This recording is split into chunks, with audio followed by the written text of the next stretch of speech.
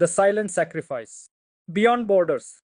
Rafiq tightened the straps of his dusty work boots and stepped out of the labor camp into the blistering heat. Another day of welding under the unrelenting sun. For 6 years, this had been his life in the Gulf. Work, eat, sleep, repeat. Thousands of miles away, in a quiet village nestled in the green hills of his homeland, his family reaped the fruits of his labor.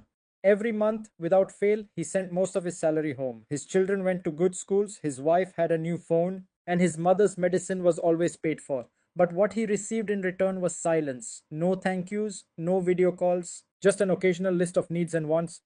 The distance grows. Back home, life moved on. His son Samir had started playing football, hoping to join the school team. His daughter Fatima loved drawing and had won a school competition. His wife Amina often joined her friends for tea, where they shared pictures of home renovations and new clothes. Rafiq sends money, yes, she'd say, but what's the use if he's never here? His mother, growing more frail each day, rarely asked for him. He's forgotten us, she murmured.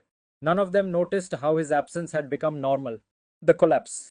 It happened suddenly. One evening, Rafiq collapsed at the construction site. His co workers rushed him to the hospital. Diagnosis exhaustion and dehydration. He had pushed himself too hard, too long. There were no visitors, no one to bring him food or comfort.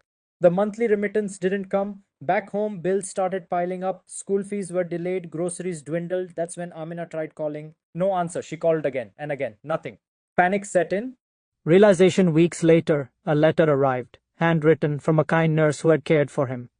Your husband is recovering. He was severely overworked. He needs rest. Amina's hands trembled as she read it aloud.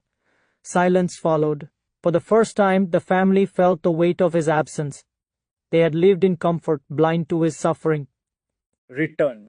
6 months later, Rafiq returned home, thinner, slower, but alive. The village hadn't changed, but his children had grown. Samir now taller, Fatima more confident. They stood awkwardly at the door. Then Samir ran forward and hugged him tightly. You were gone too long, Baba. I missed you.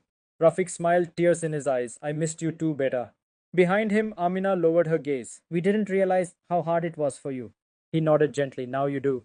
Rafiq didn't return abroad. He found small jobs nearby, less money but more presence. In the evenings, he sat with his children, listened to their stories, and watched them grow. The house was quieter, simpler, but now finally it felt like home.